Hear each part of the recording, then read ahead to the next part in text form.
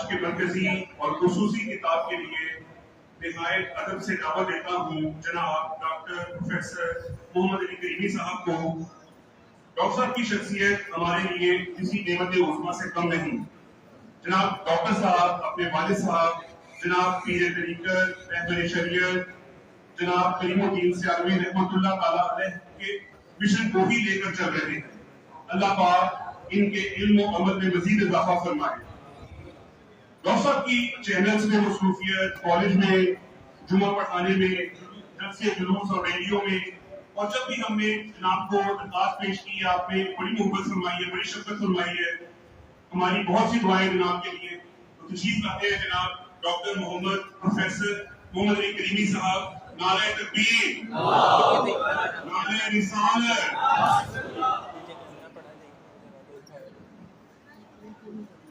آمد مصطفیٰ۔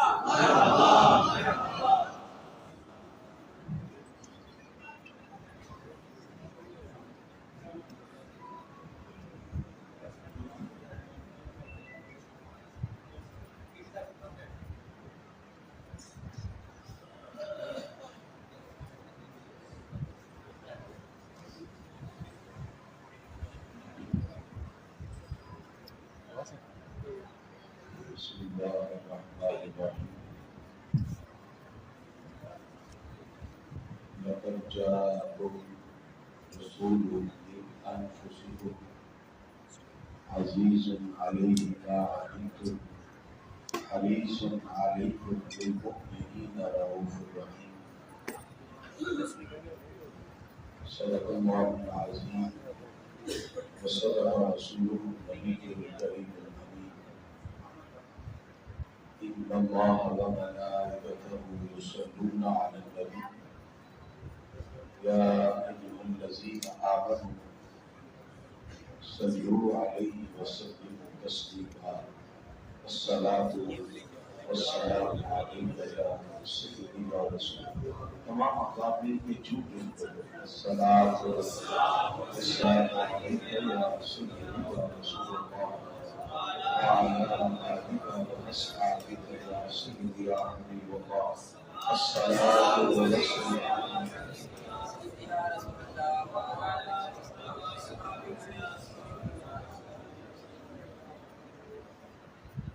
اللہ رب العزت کا کروڑا احسان عظیم ہے۔ آج معز الدین فاؤنڈیشن انجمن اقتدار صوفیہ اور جمیع اہل محبت اپنی عقیدت اور محبت کا اظہار کرتے ہوئے آج کی سیرت النبی صلی اللہ علیہ وسلم کانفرنس میں شرکت کی سعادتیں حاصل کر رہے ہیں۔ اللہ تعالیٰ جس طرح شیخ معز الدین فاؤنڈیشن مذہبی، معاشرتی اور معاشی معاملات میں اور دیگر بابرکت ایام کو منانے میں ماضی کے اندر ایک عظیم کردار ادا کر چکی ہے، فاؤنڈیشن کا یہ قدم جس میں حضور اکرم صلی اللہ علیہ وسلم کی سیرت طیبہ کو جاننے کے لیے اس کانفرنس کا اہتمام کرنا، میں سمجھتا ہوں یہ بھی ان کا ایک احسن قدم ہے۔ اللہ تعالیٰ جملہ افراد جو آج کی اس کانفرنس میں شامل ہیں، معاونین، محبین، دور دراز سے آنے والے، اللہ تعالیٰ سب کی کاوش اور کوشش کو اپنی بات میں قبول فرمائے۔ آج کی اس کانفرنس کا عنوان سیرت النبی صلی اللہ تعالی علیہ وسلم کانفرنس ہے۔ سیرت کا معنی طریقہ اور راستہ کے ہوتے ہیں، اور جب یہ لفظ سیرت النبی صلی اللہ علیہ وسلم بولا جائے تو اس سے مراد کونین کے والی احمد مصطفیٰ سید المرسلین خاتم النبیین جناب محمد رسول اللہ صلی اللہ تعالی علیہ وسلم کی حیات طیبہ اور آپ کی زندگی کے جمیع خصائل و فضائل، آپ کے اخلاق حسنہ اور آپ کی زندگی کے پہلو کو اجاگر کرنے والی کانفرنس ہوگی۔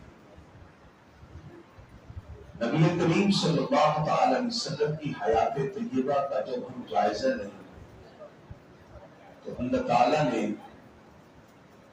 اپنی ذات و صفات کا مظہر عتم بنا کر جناب محمد رسول اللہ صلی اللہ تعالی علیہ وسلم کو مبعوث فرمایا۔ خالق کائنات نے اس عظیم نعمت کے عطا کرنے پر احسان جتلاتے ہوئے ارشاد فرمایا، لقد من اللہ علی المؤمنین اذ بعث فیہم رسولا، البتہ تحقیق اللہ نے ایمان والوں پر احسان عظیم کیا کہ انہیں اپنا پیارا رسول عطا فرمایا۔ یہاں لفظ بعث استعمال ہوا جس کا معنی بھیجنا ہے، بھیجا اسے جاتا ہے جو پہلے سے موجود ہوتا ہے۔ معلوم ہوا حدیث نور سے اللہ نے تخلیق میں سب سے پہلے اپنے محبوب کے نور کو تخلیق فرمایا۔ جب حضرت جابر نے سوال کیا تو سرکار فرماتے ہیں، یا جابر ان اللہ تعالی خلق قبل الاشیاء نور نبی کا من نورہ، اے جابر اللہ نے سب سے پہلے تیرے نبی کے نور کو اپنے نور سے تخلیق فرمایا۔ ہمارے آقا تخلیق میں سب سے پہلے اس کی لاجک کیا ہے، اس کا پرسپیکٹو کیا ہے، اس کی حکمت کیا ہے، اس کی ریزن کیا ہے۔ پروردگار یہ چاہتا ہے کہ اپنے محبوب کو کائنات کے ہر فرد کے لیے رحمت بنا دے۔ تو رحمت بنانے کا تقاضا یہ ہے کہ جو رحمت بنے وہ پہلے ہو، تاکہ اس کی صفت رحمت سے کائنات کا ذرہ ذرہ جگمگا ہو جائے۔ اگر ایک شے بھی ہمارے آقا کی نورانیت سے پہلے بن جاتی تو وہ ہمارے آقا کی رحمت سے خارج ہو جاتی۔ مثلا اگر کوئی کہے کہ لوح و قلم پہلے بن گئے تو پھر لوح و قلم ہمارے آقا کی رحمت سے خارج ہو جاتے، اس لیے کہ پہلے صفت ہوتی ہے پھر ذات ہوتی ہے۔ اللہ تعالیٰ نے پہلے اپنے محبوب کے نور کی تخلیق فرمائی اور اس رحمت کو، اس وصف رحمت کو پہلے رکھا، اور پھر پوری کائنات میں اس وصف رحمت کو جاری کرتے ہوئے فرمایا، وَمَا أَرْسَلْنَاكَ إِلَّا رَحْمَةً لِلْعَالَمِينَ، اور پیارے محبوب ہم نے آپ کو تمام جہانوں کے لیے رحمت بنا دیا۔ جیسے اللہ رب العالمین ہے، ایسے ہی ہمارے آقا رحمت للعالمین ہے۔ کائنات کا کوئی ذرہ اللہ کی ربوبیت سے باہر نہیں ہے، کائنات کا کوئی ذرہ ہمارے آقا کی رحمت سے باہر نہیں ہے۔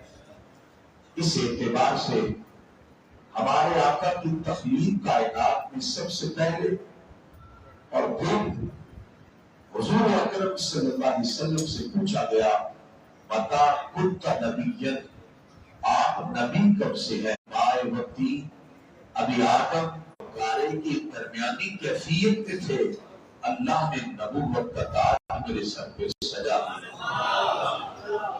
پتہ چلا ہمارے آقا تخلیق میں بھی سب سے اعلیٰ، ہمارے آقا منصب نبوت میں بھی سب سے پہلے۔ خالق کائنات نے پھر سلسلہ نبوت کو جب شروع کیا، حضرت آدم علیہ السلام سے انبیاء کرام دنیا میں آتے رہے، ہر نبی کے وقت گزر جانے کے بعد ان کو ایک لمیٹڈ ٹائم دیا جاتا، ایک لمیٹڈ نیشن دی جاتی، ان کا دائرہ کار کوئی قوم مدین کا نبی ہے، کوئی مصر، کوئی اینکا والوں کا نبی ہے۔ ڈفرنٹ ممالک کے اندر ان کو ایک قوم کا نبی بنا دیا گیا، اور ان کے مابین میں بہت سے انبیاء ایک وقت میں آتے گئے۔ لیکن جب یہ سلسلہ نبوت حضرت عیسیٰ علیہ السلام تک پہنچا تو جناب حضرت عیسیٰ علیہ السلام نے صدا دی وَمُبَشِّرًا بِرَسُولٍ يَأْتِي مِن بَعْدِهِ اسْمُهُ أَحْمَدُ۔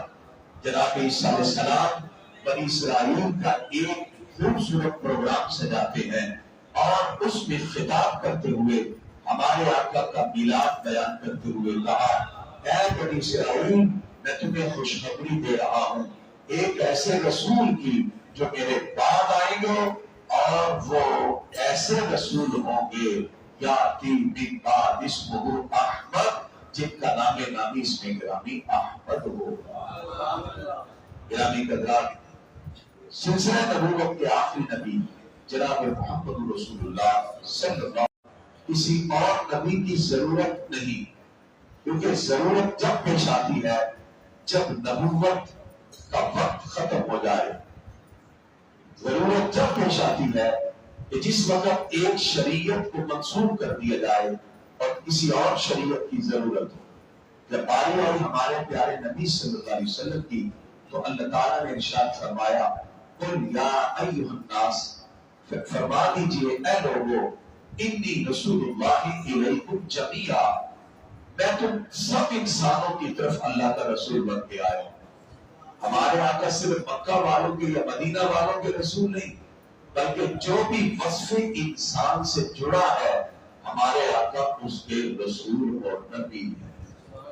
اور صرف یہی تک نہیں، بلکہ یہاں تک فرمایا لِيَكُونَ لِلْعَالَمِينَ نَذِيرًا، پیارے محبوب آپ تو تمام جہانوں کے لیے ڈر سنانے والے آئے ہیں۔ حضور اکرم صلی اللہ تعالی علیہ وسلم کے بعد اب کسی نبی کی ضرورت اس لیے نہیں ہے، اس لیے کہ جب نبی کا دور چل رہا ہے، شریعت محبوب خدا کی ہے، تو خالق کائنات نے حضور اکرم صلی اللہ تعالی علیہ وسلم کو ایسی کتاب عطا فرما دی جو قیامت کی صبح تک مسلمان کی ہر ضرورت کو پورا کرنے والی ہے۔ شریعت کی تکمیل فرماتے ہوئے کہا، الیوم اکملت لکم دینکم واتممت علیکم نعمتی ورضیت لکم الاسلام دینا۔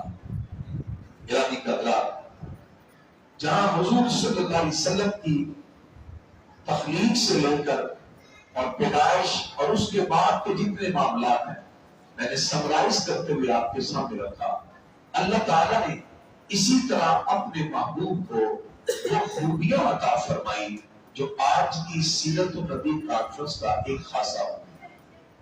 گرامی قدرات، اللہ تعالیٰ ارشاد فرماتا ہے، قَدْ جَاءَكُمْ بُرْهَانٌ مِّن رَبِّكُمْ وَأَنزَلْنَا إِلَيْكُمْ نُورًا مُبِينًا، فرمایا البتہ تحقیق تمہارے پاس اللہ کی طرف سے روشن دلیل آ گئی۔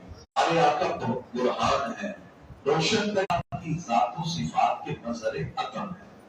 خالق کائنات نے حضور صلی اللہ علیہ وسلم کو صورت اور سیرت میں اعلیٰ ترین مقام عطا فرما دیا۔ اس طرح ہمارے آقا کی خلق سب سے اعلیٰ ہے، ہمارے آقا کا خلق بھی سب سے اعلیٰ ہے۔ اعلیٰ حضرت اس لیے فرماتے ہیں، تیرے خلق کو حق نے عظیم کیا، تیرے خلق کو حق نے جمیل کہا۔ حضور اکرم صلی اللہ تعالی علیہ وسلم کے بارے میں پروردگار ارشاد فرماتا ہے، وَإِنَّكَ لَعَلَىٰ خُلُقٍ عَظِيمٍ، پیارے محبوب آپ اخلاق کے اعلیٰ ترین درجے پر فائز ہیں، اعلیٰ ترین۔ تو اس لحاظ سے گرامی کا حضرات، حضور اکرم صلی اللہ تعالی علیہ وسلم اس طرح تخلیق میں بے مثال، ایسے ہی آپ کا اخلاق، موریلٹی، مورل ویلیوز، آپ کا کردار معاشرے کے سامنے جو پیش کیا وہ پوری دنیا کے لیے مشن راہ ہے۔ اس لیے پروردگار ارشاد فرماتا ہے، لَقَدْ كَانَ لَكُمْ فِي رَسُولِ اللَّهِ أُسْوَةٌ حَسَنَةٌ، البتہ تحقیق تمہارے لیے رسول اللہ صلی اللہ علیہ وسلم کی زندگی میں بہترین نمونہ موجود ہے. اور فرمایا وما آتاکم الرسول فخذوہ، جو تمہیں رسول اللہ صلی اللہ علیہ وسلم دے اسے لے لو. وما نہاکم عنہ فانتہوا، اور جس سے روکے اسے رک جاؤ. اس کا مطلب ہماری زندگی گزارنے کا کرائیٹیریا جو معیار قرآن میں ذکر ہوا وہ حضور اکرم صلی اللہ علیہ وسلم کی ذات اقدس سے وابستہ ہے. اگر حضور اکرم صلی اللہ علیہ وسلم کی سیرت طیبہ کے اخلاقی پہلو پہ نظر دوڑائیں تو اللہ تعالیٰ نے اخلاق حسنہ میں ہمارے آقا کو اعلیٰ ترین مقام عطا کیا. اخلاق خلق کی جمع ہے. عادات طور طریقوں کو اخلاق کہا جاتا ہے. نبی کریم صلی اللہ علیہ وسلم کی صداقت، آپ کی دیانت، آپ کا ایفاء عہد، آپ کا عدل و انصاف، آپ کا ایثار، آپ کا شرم و حیا، زندگی کے اتنے اوصاف آپ کے پوری امت کے لیے پچھلے راہ ہیں. اگر پورا مہینہ ہم ایک ایک پر بھی بات کرتے جائیں مہینہ ختم ہو جائے گا ہمارے آقا کے اوصاف کا ایک بات بھی مکمل نہ ہوگا. کیونکہ اللہ تعالیٰ نے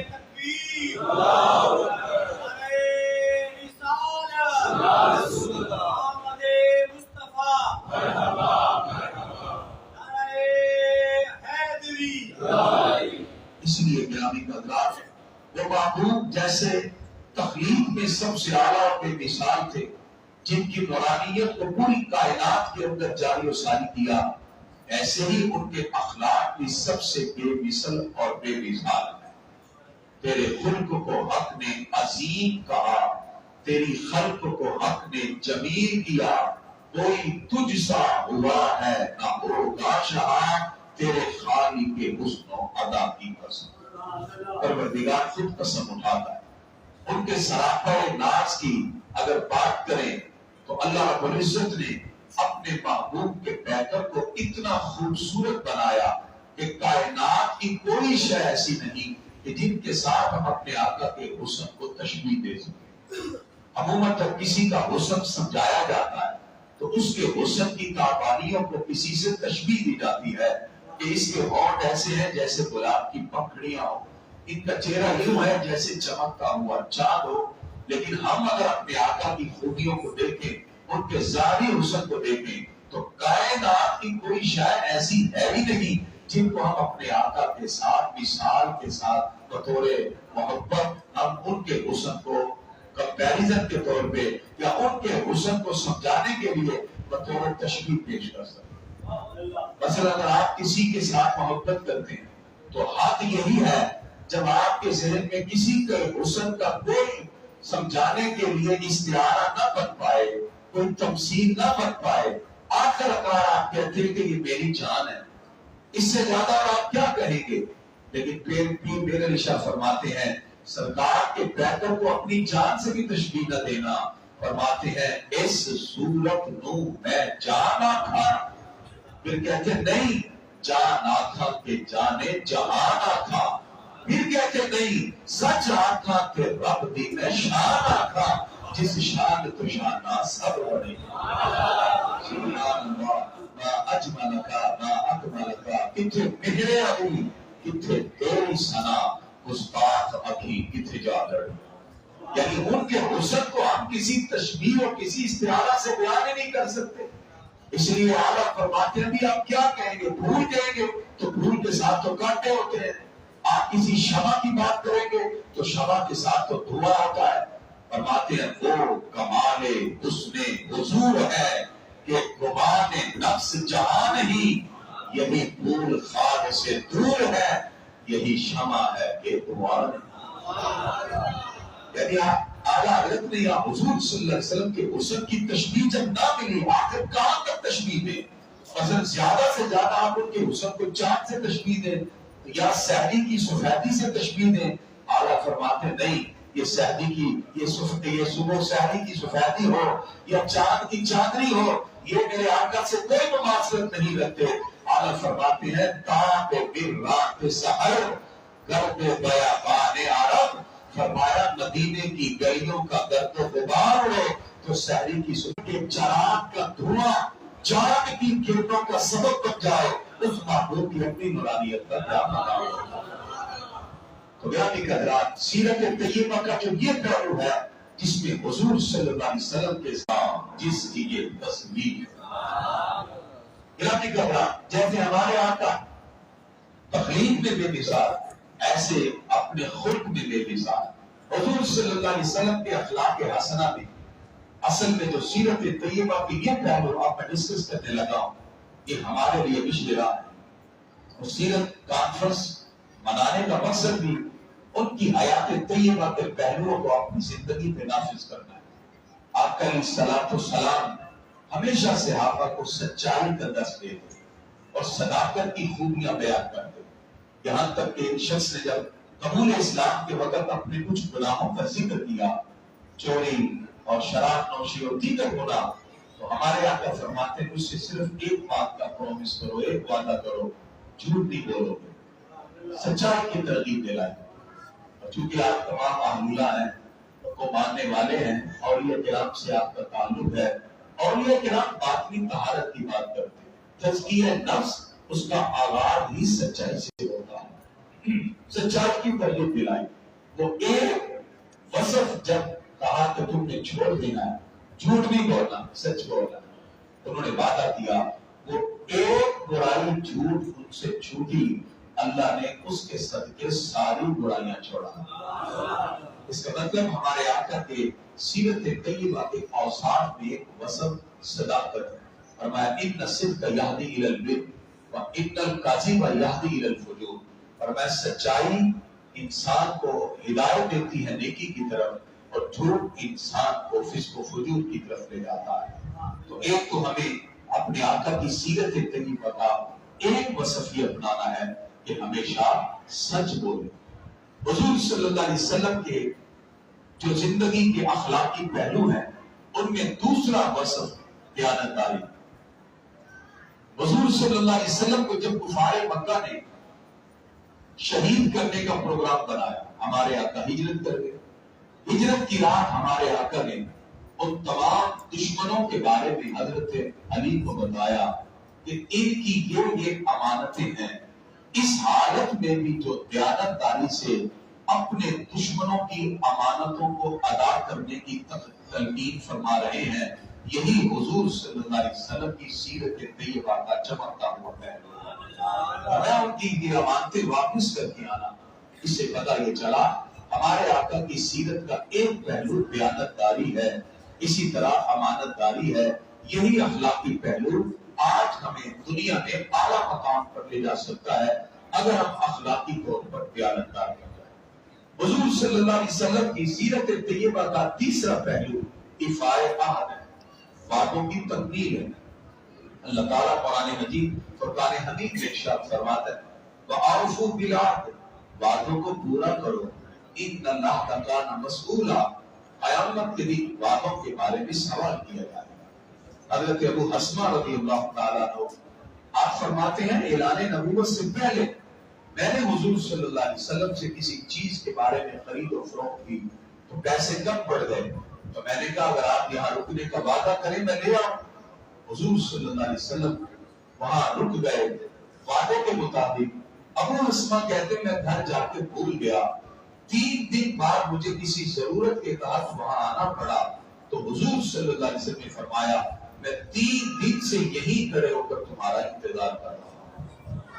वादे की तलकीन में हुजूर सल्लल्लाहु अलैहि वसल्लम का ये वसफ हमारे लिए आज एक बेहतरीन मिसाल है। हुजूर सल्लल्लाहु अलैहि वसल्लम की सीरत तय्यबा का एक और पहलू शर्मो हया है। सरकार दो आलम अलैहिस्सलाम शर्मो हया के पैकर थे, और आज मैं समझता हूँ इस उम्मत के लिए जहां हम सीरत कॉन्फ्रेंस का एहतमाम करें, मिलाद की महफिल से जाएं, इस पैगाम को आम करें। नबी करीम सल्लल्लाहु अलैहि वसल्लम फरमाते हैं ईमान और हया दोनों साथ साथ, अगर एक न रहे तो दूसरा भी नहीं रहेगा। इससे पता चला मौमिन के माथे का चमकता हुआ झूमर वस्फ़े हया है। सरकार दो आलम अलैहिस्सलाम ने जिस वक्त हजरत आयशा सिद्दीका रज़ियल्लाहु ताला अन्हा की बहन बारीक दुपट्टे के साथ आई तो नजरें फेर के कहा بالغ عورت کے لیے جائز نہیں کہ اس کے بالوں کی چمک اس کے دوپٹے سے چھلکتی ہوئی دکھائے. وہ تصور شرم و حیا کا کہ آتم تائی کی بیٹی بھی اگر گرفتار ہو کے آئے تو سرکار نے فوراً ان کا سر ننگا دے کے کالی کپڑی ان کے سر پہ ڈال کے کہا ہم صرف اپنی نہیں ہم غیروں کی بیٹیوں کی بھی عزت کا تحفظ کریں.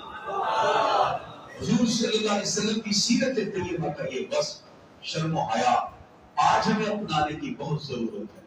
نبی کریم صلی اللہ تعالی علیہ وسلم نے صحابہ کرام رضوان اللہ تعالی مجمعین کو کسی بھی لحاظ سے جب تربیت کا معاملہ ہوتا تو گناہوں کے اسباب بتاتے ہوئے اس بے حیائی کی طرف توجہ کرنے کی بھی اجازت ہے. یہاں تک کہ حضور صلی اللہ علیہ وسلم فرماتے ہیں کہ شیطان کے زہریلے تیروں میں سے سب سے مؤثر تیر جو ہے وہ بدنگاہی ہے، جس کے بعد انسان پھر گناہوں کی طرف چل پڑتا ہے. آپ کا علیہ السلام جب کاؤنسلنگ فرماتے تو پریکٹیکلی حضور صلی اللہ علیہ وسلم ان کو سمجھاتے کہ بے حیائی کے انسان کے ایمان کی لذتوں کو کھو دیتی ہے. حیا کا بس کہ حضور صلی اللہ علیہ وسلم کی سیرت طیبہ کا ایک بے مثال بس ہے جس کو آج ہم سب کو اپنانے کی ضرورت ہے. یہ بندن کی یہاں تک فرمایا کل للمؤمنین یغضوا من ابصارہم، پیارے محبوب مسلمان مردوں کو حکم دیں وہ اپنی نظروں کو بھی جھکا دیں. یعنی جہاں نظروں کی حفاظت کا بھی حکم ہے، کیونکہ اسلام نے ہمیں کچھ بیریئر لگا دیے کہ یہ محرم ہے یہ غیر محرم ہے. اب ہم ان بیریئر کو ہٹا کر اپنے طور پر لمیٹیشن متعین نہیں کر سکتے. وہ لمیٹیشن جس میں مرد و زن کے اخلاق میں حضور صلی اللہ علیہ وسلم نے فرمایا کہ اگر کہیں اجنبی عورت اور مرد ہو تو تیسرا وہاں شیطان ہوگا. ہمیں ان بیریئر کا خیال رکھتے ہوئے سیرت طیبہ کے تقاضوں کو پورا کرتے ہوئے حضور صلی اللہ علیہ وسلم کی تعلیمات پر اس حوالے سے بھی عمل کرنا چاہیے. ہمارے آقا کی سیرت طیبہ کا ایک پہلو نماز کی ادائیگی ہے. ہمارے آقا علیہ السلام فرماتے ہیں قرۃ عینی فی الصلاۃ، میری آنکھوں کی ٹھنڈک نماز ہے. نماز وہ عظیم ترین عمل ہے جب ہمارے آقا سدرۃ المنتہا سے بھی آگے بڑھتے ہوئے لامقام کی مسندوں پر فائز ہوئے، اللہ تعالیٰ سے براہ راست باب گفتگو ہوئے تو پروردگار نے اپنے محبوب کو واپسی پر جو گفٹ اور تحفے عطا فرمائے ان میں سے ایک تحفہ نماز ہے. نماز اصل میں اللہ سے ملاقات ہے. حضرت مولا علی شیر خدا فرماتے ہیں جب میرا دل کرے میرا رب مجھ سے باتیں کرے تو میں قرآن پڑھتا ہوں، جب میرا دل کرے میں اپنے رب سے باتیں کروں تو میں نماز پڑھتا ہوں.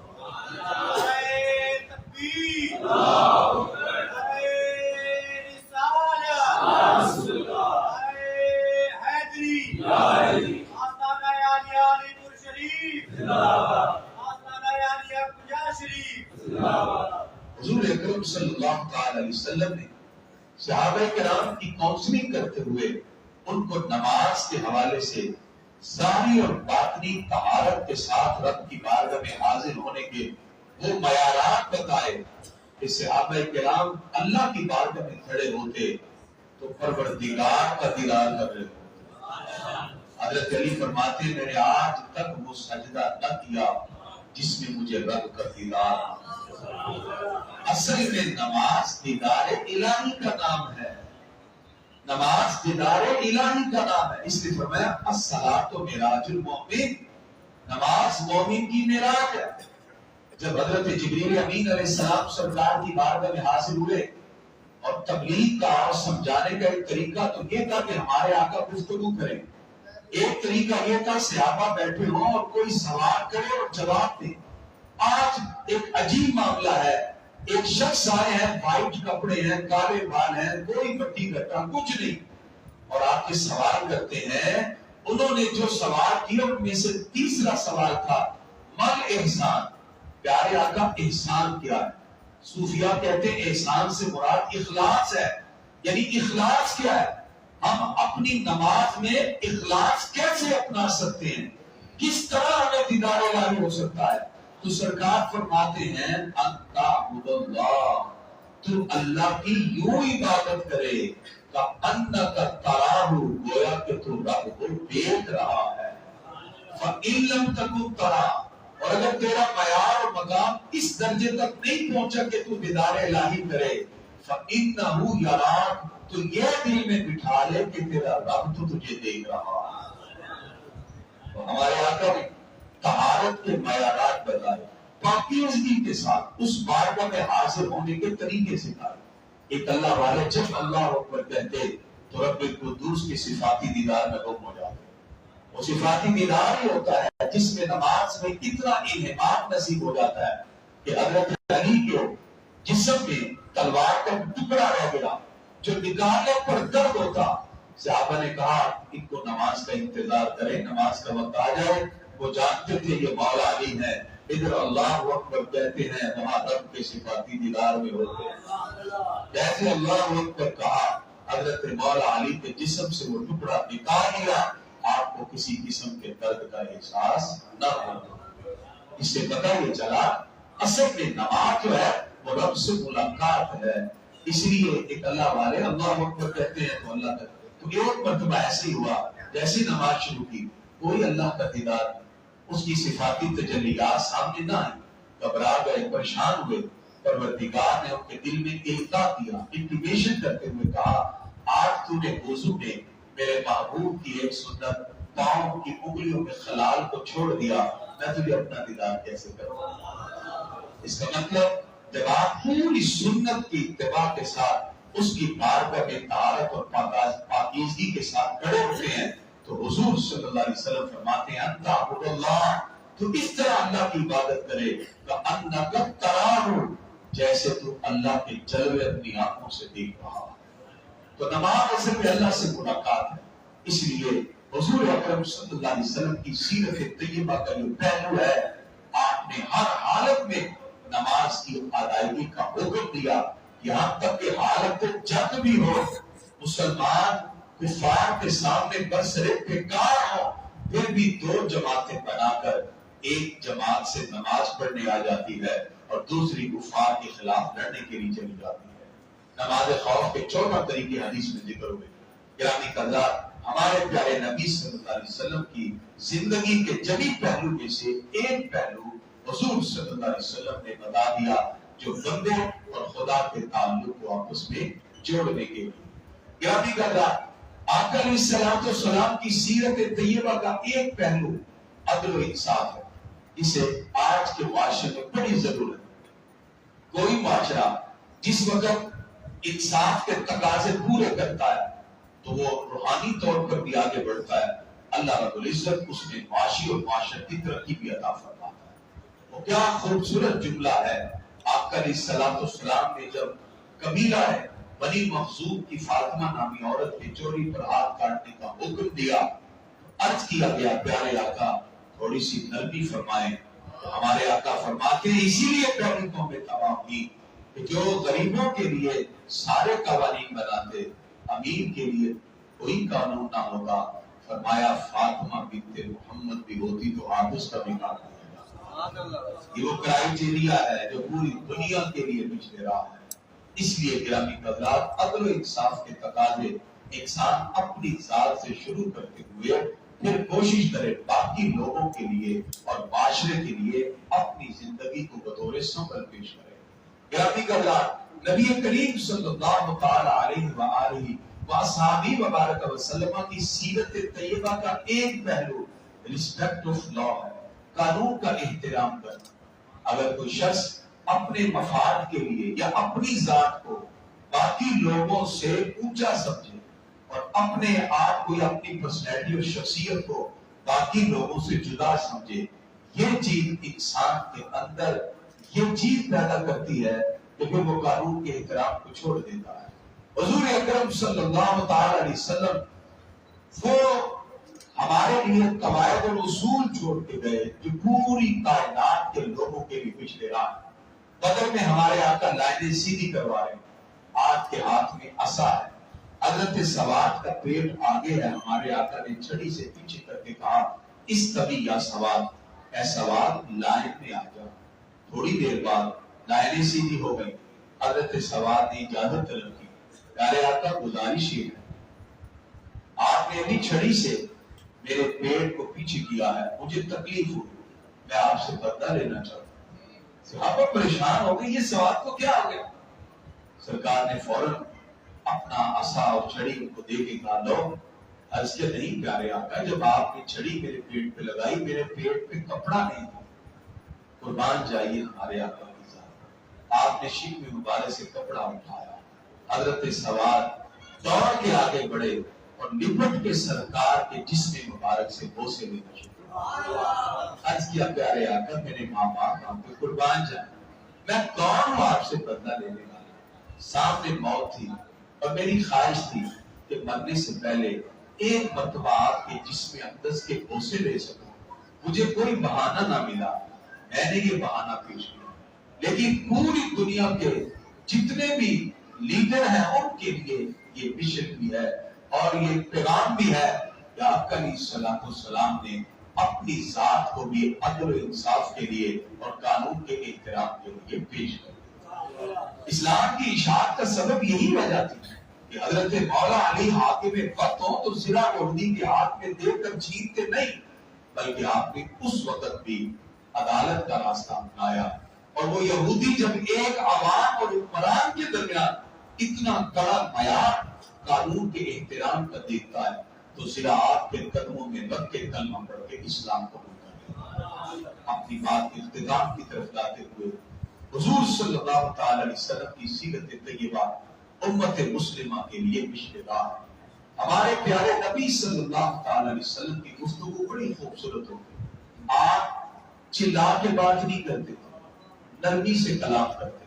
جب سرکار گفتگو کرتے تو بات تو سرکار کے چہرے کی تابانیوں کی تاب نہ لاتے ہوئے چہروں کو جھکا لیتے, اور اگر کوئی دیکھتا بھی تو سرکار کے ہلتے ہوئے ہونٹوں کو دیکھتا. پتلی پتلی گلے قدس کی پتیاں ان لبوں کی نزاکت پہ نہ پہنچتا. ہمارے آقا کی گفتگو میں اتنی مٹھاس تھی, ان کے کردار میں اتنے اعلیٰ معیارات تھے. اغیار بھی دیکھ کے کہتے یہی اللہ کے سچے نبی ہیں. کتنے ہی لوگ تھے جنہوں نے صرف سرکار کا چہرہ دیکھا یا آپ کے بیہیویئر کو دیکھا, آپ کے اخلاق کو دیکھا اور کلمہ پڑھ کے اسلام کو قبول کر. آج ہم سیرت النبی صلی اللہ علیہ وسلم کانفرنس شیخ معز الدین فاؤنڈیشن کے پلیٹ فارم پر اور ان کے یہ انعقاد پر ہم یہ پروگرام میں شامل ہیں. میں آخر میں یہی پیغام دوں گا, آئیے ہم سب مل کر اپنے پیارے آقا علیہ الصلوۃ والسلام کے ان محاسن اخلاق کو اپنانے کی کوشش کریں.